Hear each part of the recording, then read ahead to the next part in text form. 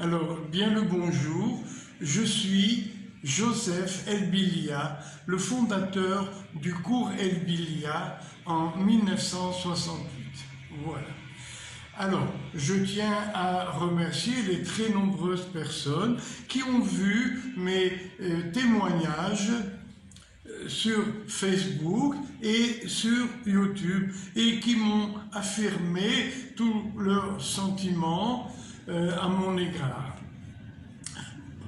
Parmi ces personnes, il y avait bien sûr des anciens élèves à moi, mais il y avait aussi des personnes qui m'étaient inconnues, mais qui m'ont affirmé, n'est-ce pas, leur encouragement et qui m'ont dit qu'ils étaient de tout cœur à mes côtés. Maintenant, il y a eu encore d'autres personnes qui ont été étonnées du laxisme avec lequel mon affaire a été traitée. Et ils m'ont conseillé vivement de m'adresser aux plus hautes autorités. C'est pour cela qu'aujourd'hui, je m'adresse à Sa Majesté Mohamed VI, vous voyez, pour lui montrer mon affaire. Sa Majesté, bien sûr, Mohamed VI, est le garant suprême du droit de tous ses citoyens. Voilà, alors je vais donc vous commenter la nouvelle vidéo d'aujourd'hui. Alors, je vous rappelle, donc mon nom, Joseph Elbilia. Nous sommes ici au 204 boulevard Giraoui, Casablanca. Mon téléphone, 06 75 98 47 34. C'est mon témoignage, vous voyez, de M. Elbilia contre M. Moustapha Rabiae Andalousi pour escroquerie de 1990 à ce jour. Ce témoignage est porté en dernier recours à la haute bienveillance de Sa Majesté Mohamed VI, roi du Maroc, que Dieu le bénisse et le glorifie. Majesté, en 1968, j'ai obtenu du ministère de l'Éducation nationale l'autorisation de créer ma propre école privée que j'ai nommée Cours Elbilia, 6 au 206 boulevard Giraoui, Casablanca. En 1990, j'ai engagé M. Moustapha Andalousi comme directeur adjoint de mon école.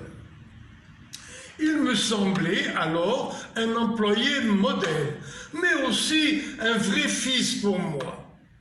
Ainsi, le 29 décembre 1993, je lui ai vendu le cours Elbilia pour une somme modique, murs et fonds de commerce pour raison de santé, moyennant la somme très modeste de 5 millions de dirhams.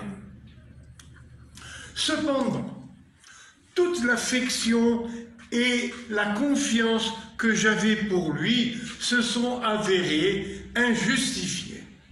En effet, je me suis rendu compte qu'il avait brusquement entamé un plan préétabli visant à me déposséder totalement de tous mes biens. Voici l'ordre chronologique. Premièrement, de 1990 à 1993, il détourna environ 10 millions de dirhams de l'argent des scolarités des élèves payés par chèque. Deuxièmement, en 1994, il détourna les 5 millions du prix de la vente de l'école.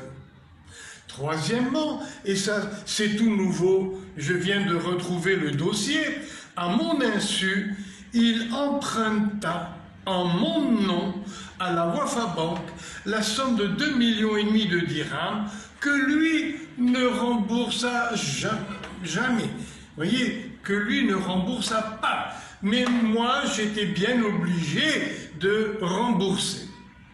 Au total, cela fait un détournement de 17,5 millions de dirhams, c'est-à-dire 10 millions pour l'argent des scolarités, après 5 millions du prix de la vente qui ont disparu, et oui, c'est tout nouveau, j'en parle seulement maintenant, une somme de 2,5 millions, vous voyez, d'un prêt qu'il a fait en mon nom à cette banque et qui n'a jamais remboursé, mais que moi j'ai dû rembourser obligatoirement.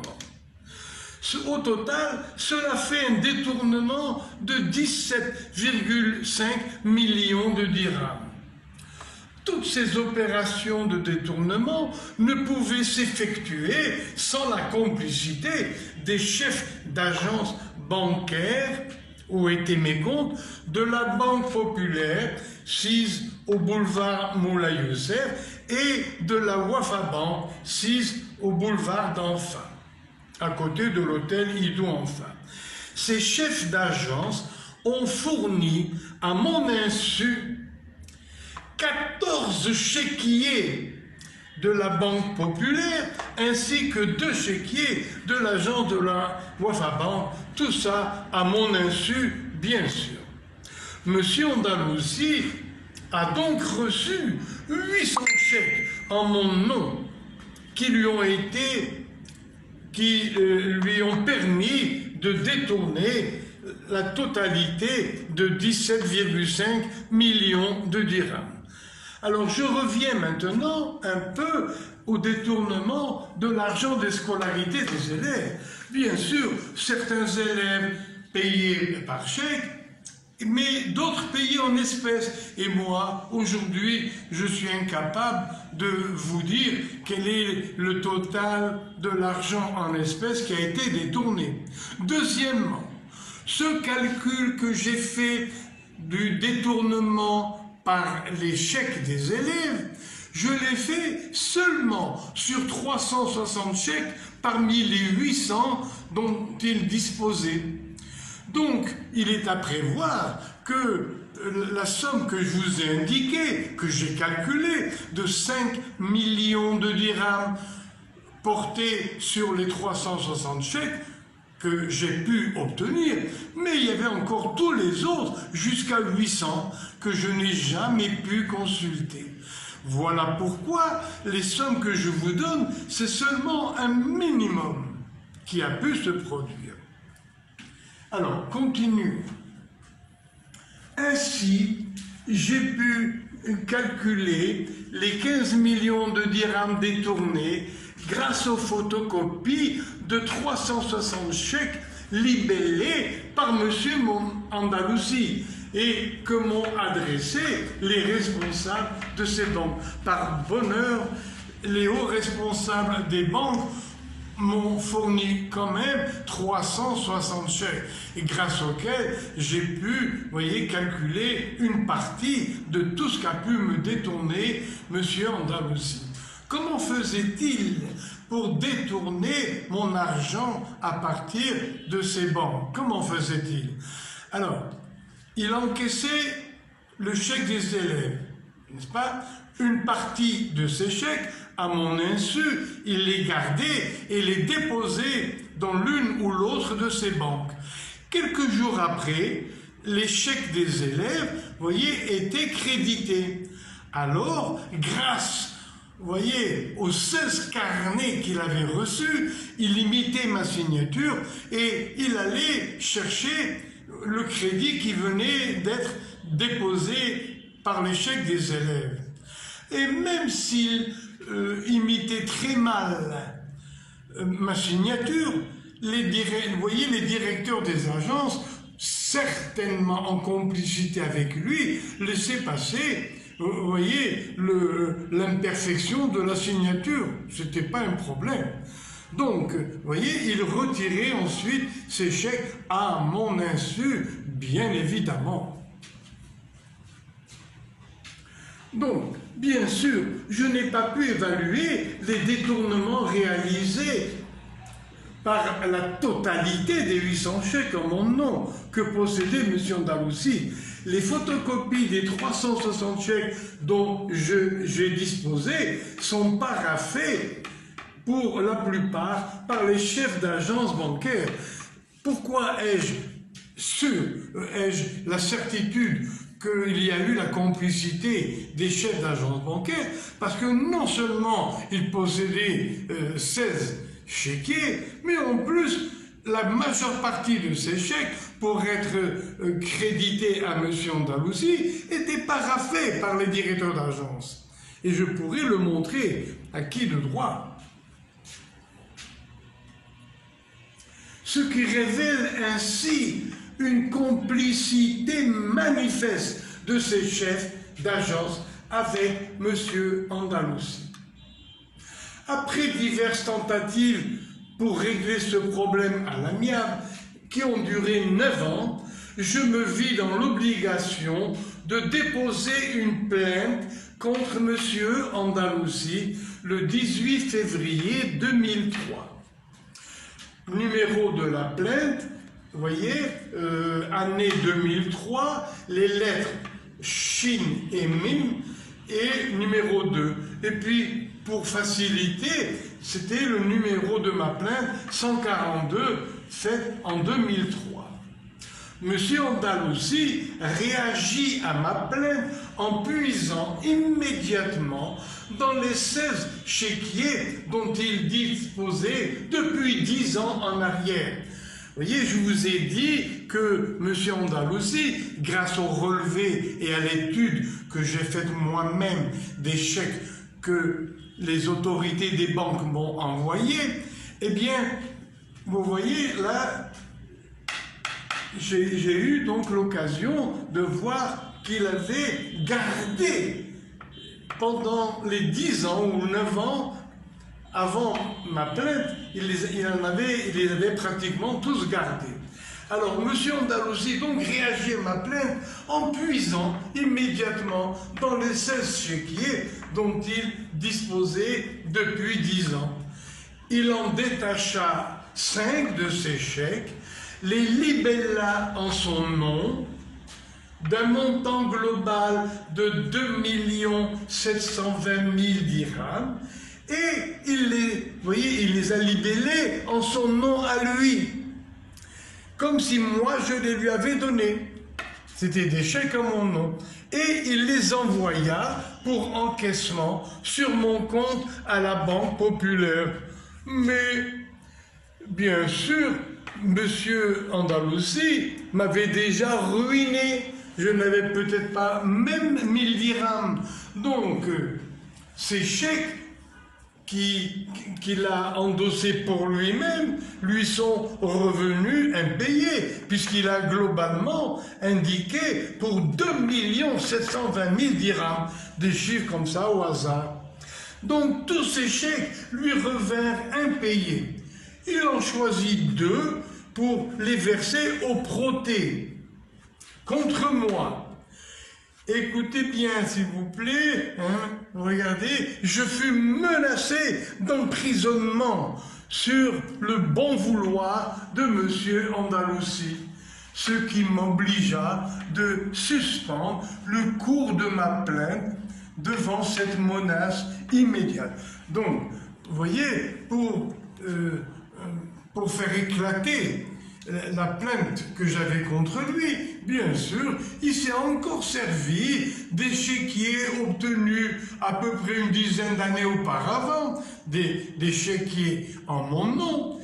Il en a pris 5 et il les a libellés avec un total de 2 720 000 dirhams.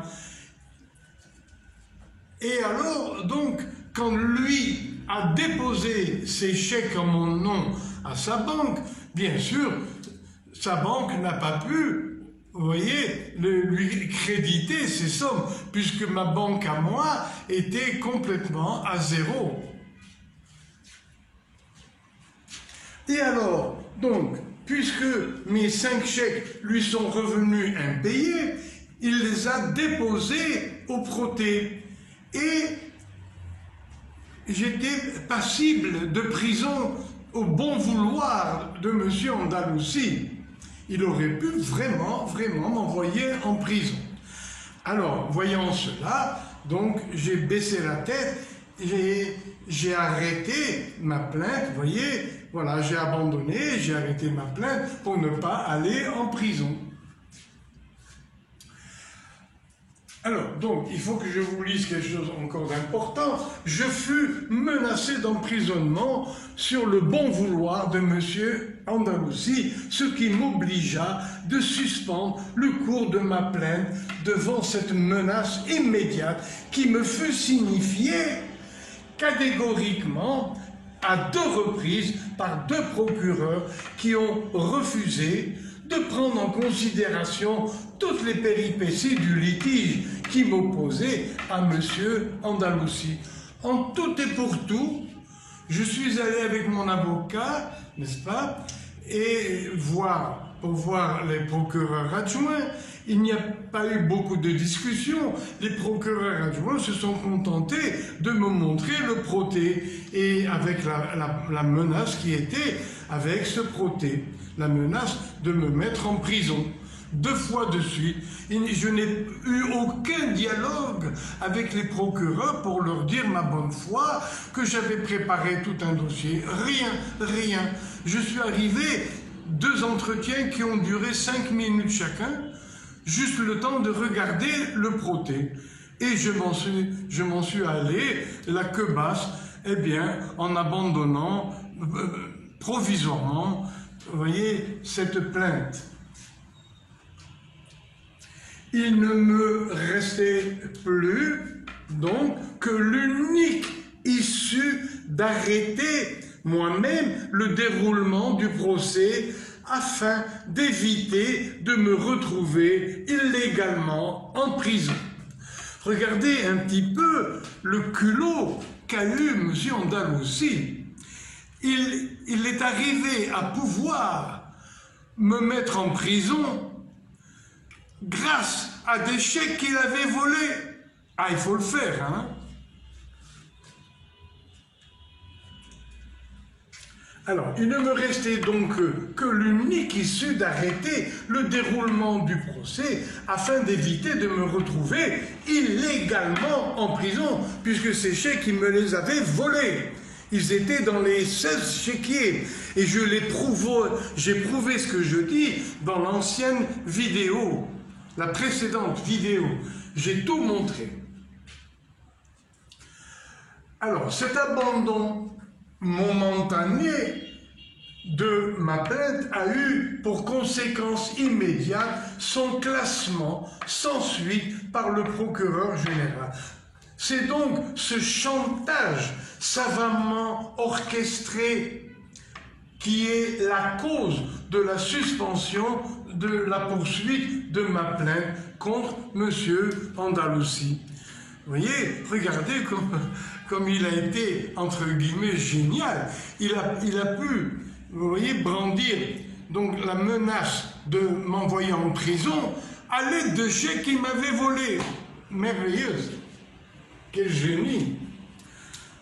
Alors, de ce fait, cette plainte n'a jamais été jugée et l'occasion ne me fut jamais donnée de montrer à la Cour comment ces chèques utilisés pour le protêt furent subtilisés par M. Andalousi parmi les 16 chéquiers obtenus des banques Populaire et Wafa Bank. Et vous voyez, je rappelle aux personnes qui ont vu mes 2 vidéos précédentes, qu'à la 2e vidéo, j'ai montré exactement, j'ai donné la certitude que les 5 chèques étaient pris dans des chéquiers qu'il avait obtenus 10 ans à l'avance par corruption. Toutes ces anomalies ne furent jamais révélées devant la justice suite au chantage à la prison dont je fus l'objet et au classement injustifié de ma plainte initiale du 18 février 2003. devant l'impossibilité de poursuivre la procédure de ma plainte contre M. Andalussi et me retrouvant sans aucun moyen de subsistance pendant 15 ans. Depuis, vous voyez, j'avais aucun moyen de subsistance pendant 15 ans. Depuis la vente de mon école, fin 1993, jusqu'au moment, vous voyez, jusqu'en septembre 2008, pendant ces 15 années, vous voyez, de 1993 à 2008, eh bien pendant ces 15 années, je n'avais aucun moyen d'existence et j'ai eu une vie vraiment malheureuse. Alors, donc, regardez ici, devant l'impossibilité de poursuivre la procédure de ma plainte contre M. Andalussi et me retrouvant sans aucun moyen de subsistance pendant 15 ans, de janvier 2004 à septembre 2008, je me suis retrouvé dans l'obligation d'accepter à partir de septembre 2008 et jusqu'à décembre 2018, la proposition faite par M. Andalussi de me verser 30 000 dirhams par mois pour survivre. Cette décision d'accepter était motivée par la nécessité de traiter médicalement d'abord ma subsistance et toutes les maladies psychiques et physiques causées par la situation qui était la mienne. En particulier, la dépression nerveuse que j'ai ressentie par le vol de mon école et de mon argent. Vous voyez, la dépression nerveuse qui a provoqué un torticolis, la tête qui tourne malgré moi, spasmodique et incurable, que je traîne depuis 30 ans et qui me fait trembler la tête depuis mon réveil jusqu'à mon sommeil.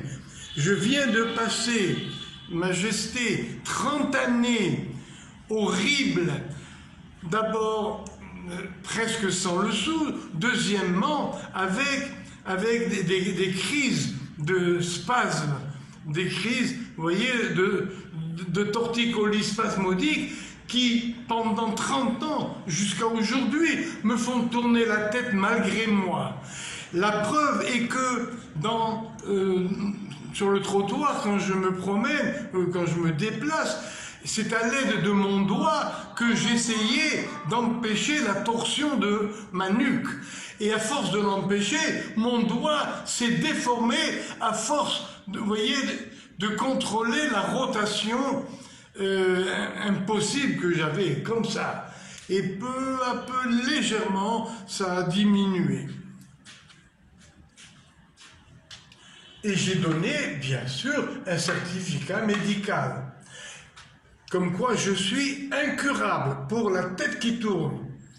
J'ai subi ce calvaire depuis 30 ans, en perdant ma santé, ma dignité, mon travail. J'étais devenu chômeur du 1er janvier 1994 à ce jour. Je suis chômeur. Et M. Andalussi, au lendemain de la vente, m'interdisait de rentrer à l'école. Avant ce drame, je gagnais 10 000 dirhams par jour environ. Et le manque à gagner pendant 30 ans s'élèverait aux environs de 100 millions de dirhams aujourd'hui. Je joins un dossier complet à l'intention de monsieur le directeur du cabinet royal. Puisse Dieu, Majesté, vous protéger et vous glorifier dans tout ce que vous entreprenez pour le bien de notre nation. Oui, j'arrive plus à parler tellement les sentiments m'ont donné les larmes aux yeux. Je vous remercie, Majesté, de m'avoir écouté et je prie votre direction du cabinet royal de bien vouloir traiter mon dossier. Voilà. Alors, mille merci et à très bientôt. Au revoir.